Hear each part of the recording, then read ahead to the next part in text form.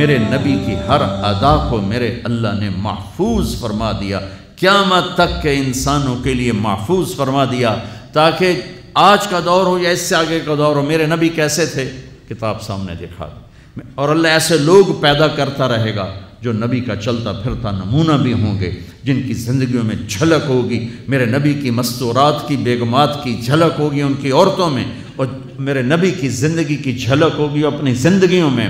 اس لیے میرے نبی کی اللہ نے ایک ایک شے کو محفوظ فرمایا۔ کتنی چھوٹی بات ہے، میرے نبی جب غمگین ہوتے تھے تو آپ کی کیا کیفیت ہوتی تھی، جب خوش ہوتے تھے تو کیا ہوتی تھی، جب ناراض ہوتے تھے تو کیا ہوتی تھی۔ اس کا تعلق جنت دوزخ سے نہیں ہے، اگر مجھے نہیں پتا تو اس کا مجھے فرائض پتہ ہونے چاہیے، اور حرام کیا ہے حلال کیا ہے پتہ ہونا چاہیے، تو میرے لیے جنت کا راستہ ہے۔ لیکن میرے نبی سے میرے رب نے پیار کیا، حبیب بنایا، ان کی ہر ادا محفوظ کر دی۔ میرے نبی جب غمگین ہوتے تھے، مجھے دیکھو صاحب، میں آپ کو یہ حجت قائم کر رہا ہوں کہ میرے نبی کی اتنی چھوٹی چیزیں جب محفوظ ہیں تو سیرت کیسے محفوظ نہیں ہوگی۔ پتہ نہیں رب کیڑے کمت راضی، یہ واہیات جملہ ہمارے ماحول میں چلتا ہے۔ میرا رب میرے نبی کے عملوں پہ راضی، میرے نبی کی زندگی پہ راضی، میرے نبی کی اداؤں پہ راضی، میرے نبی کی خوشی پر خوش ہے، میرے نبی کی ناراضگی پر ناراض ہے، میرے نبی کی رضا پر وہ راضی ہے۔ میرے نبی غمگین ہیں تو یوں بیٹھے ہوتے تھے، یہ ٹپیکل علامت تھی کہ آپ غمگین بیٹھے ہیں، یہ ہاتھ یہاں، اور داڑھی کبھی پکڑ لیتے تھے ایسے، یہ اس بات کی نشانی ہوتی ہے آپ غمگین بیٹھے۔ جب آپ غصے میں ہوتے تھے تو آپ ہماری طرح تو اظہار تو کرتے نہیں تھے، پی جاتے تھے۔ جب پیتے تھے تو ریئیکشن باڈی جو ہوتا تھا، یہاں ایک وین تھی جو ایسے ایسے ایسے ایسے ایسے ایسے ابھر آتی تھی، یہاں بال نہیں تھے، یہاں وین تھی جو ابھر آتی تھی، پھر وہ ایسے ایسے کرتے تھے، ایسے ایسے ایسے، تو یہ اس بات کی نشانی ہوتی تھی کہ آپ ناراض بیٹھے ہیں۔ کسی سے اظہار ناراضگی کرنا ہے، ذات کے لیے نہیں، زندگی بھر آپ اپنے لیے کسی سے ناراض نہیں ہوئے، زندگی بھر اپنے لیے کسی کو سزا نہیں دی، زندگی بھر لا یغضب لنفسہ ومن انتصر لہا۔ آپ کی سیرت کے دو الفاظ بتا رہا ہوں، کبھی آپ اپنی وجہ سے غصے نہیں ہوئے اور اپنی وجہ سے کسی کو سزا نہیں دی۔ آپ حضرت انس سے ناراض ہیں، وہ ادھر سے آ رہے ہیں، آپ کی جب نظر پڑتی تو آپ یوں ہو جاتے، بس ہم تو بے عزت کر کے کیا کر دیتے۔ ابو ہریرہ پہ آپ ناراض ہیں، وہ ان کو نظر پڑی۔ جب آپ خوش ہوتے تھے تو یہ جگہ پہلے ہی روشن تھی، اس میں سے ایسے لائٹیں نکلنے لگ جاتی تھی۔ جب آپ مسکراتے تھے تو صرف یہ دانت نظر آتے تھے، اور براق الثنایا، یہ دانت اتنے روشن تھے کہ اس میں سے لائٹ نکلتی نظر آتی تھی۔ کبھی کبھی زور سے بھی ہنسے ہیں تو آخری داڑیں بھی نظر آتی تھیں، آخری داڑیں بھی نظر آتی تھیں۔ جب کسی کو دور بیٹھے کو بلانا ہوتا تھا تو یوں نہیں کرتے تھے، یوں کرتے تھے، انگلی نہیں کرتے تھے، ایسے پورے ہاتھ کا اشارہ کرتے تھے۔ مجلس کتنی ہی لمبی ہو جاتی، پاؤں نہیں پھیلاتے تھے، چوکڑی مار کے بیٹھتے تھے، چاہے آدھے گھنٹے کی ہو اور چاہے 2 گھنٹے کی ہو، گھنٹے کی ہو، آپ اس طرح، اور سب کو اس طرح توجہ دیتے تھے۔ ہر کہتا تھا با مینوں ہی ویکھی جاندے، بس مینوں ہی پروٹوکول مل رہے ہیں۔ یہ نبی کی طاقت تھی، ہم تو یہ نہیں کر سکتے ہیں۔ کوئی آپ کو دائیں بائیں سے مخاطب کرتا تھا، یا رسول اللہ، تو آپ ایسے نہیں دیکھتے تھے۔ مجھے اگر خالد بھائی کہیں گے مولانا صاحب تو میں اتنا ہی کروں گا، رانجھا صاحب کہیں گے مولانا صاحب میں اتنا ہی کروں گا، ہم سب اتنا ہی کرتے، اتنا بھی کر دو تو بڑی غنیمت۔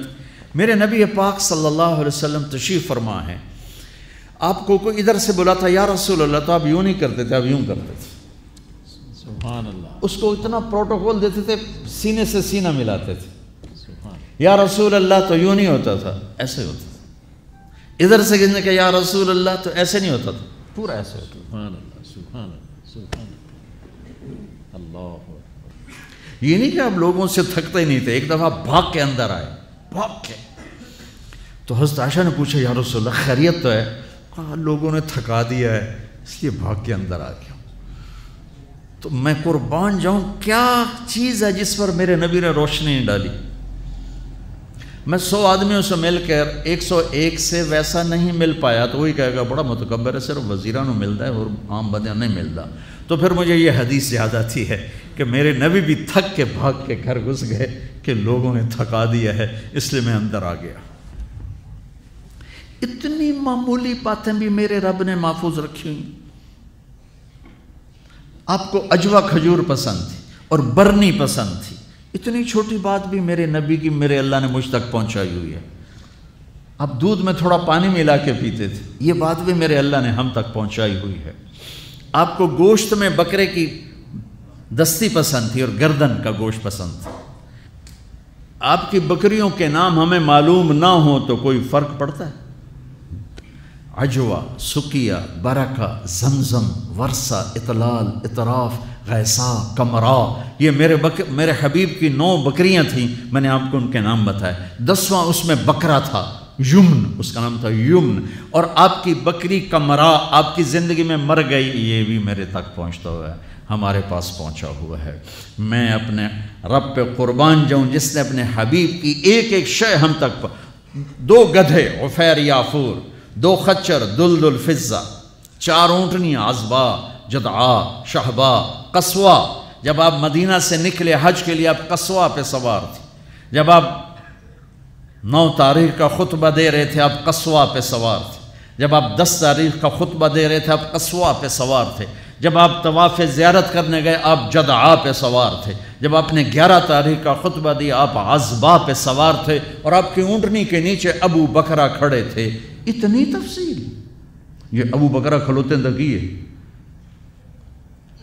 ایک جو چیز میرے نبی کے ساتھ ریلیٹ ہو گئی اللہ نے پکڑ کے باندھ اور اسے ایسے محفوظ کر دیا کہ قیامت تک جیسے قرآن کو کوئی نہیں ہلا سکتا میرے نبی کی سیرت کو کوئی ہلا نہیں سکتا. 2 اونٹ تھے، عسکر اور ثعلب، اور آپ نے اچھی سواریوں پہ بھی سفر کیے. آپ کے گھوڑے کا نام تھا ورد. اب یہاں پھولوں کا یہ پھول پڑے دیکھو، اس میں گلاب سب حالانکہ ہے سارے مصنوعی ہیں، اس میں گلاب نمایاں نظر آ رہا ہے. گلاب کا پھول اللہ نے ایک اس کو حیثیت دی ہے. آپ کے گھوڑے کا نام ورد تھا کہ وہ گھوڑوں میں نمایاں نظر آتا تھا. ایک گھوڑے کا نام یعصوب تھا. یعصوب ملکہ شہد کو کہتے ہیں، شہد کی مکھی کی جو ملکہ ہوتی ہے اس کو یعصوب کہتے ہیں. وہ ایسے نمایاں نظر آتی، وہ گھوڑا نمایاں نظر آتا تھا. ایک گھوڑے کا نام تھا ثقب. ثقب کہتے ہیں بہنے کو. تو وہ اس طرح چلتا تھا جیسے پانی چل رہا ہو. سبحہ کہتے ہیں اڑنے کو. کل فی فلک یسبحون، اڑنے کا.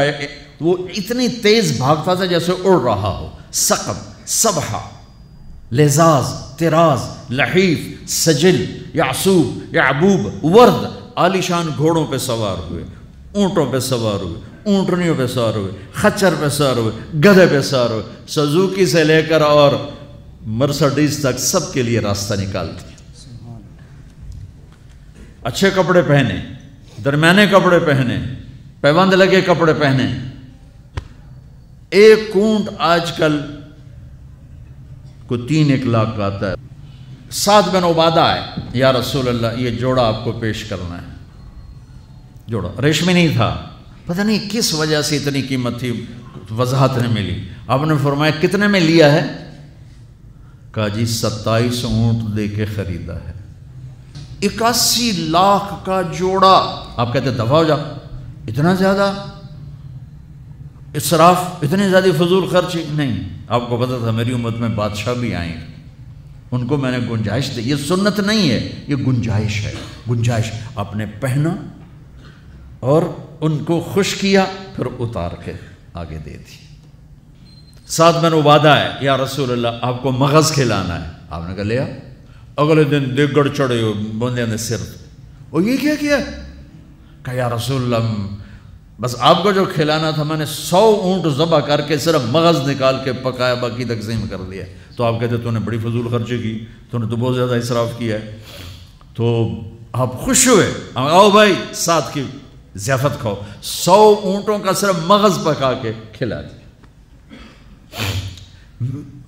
اتنی زندگی کا کوئی روپ ایسا نہیں جہاں میرے نبی کی روشنی نہ پڑ رہی ہو، میرے نبی کا نور نہ پڑ رہا ہو۔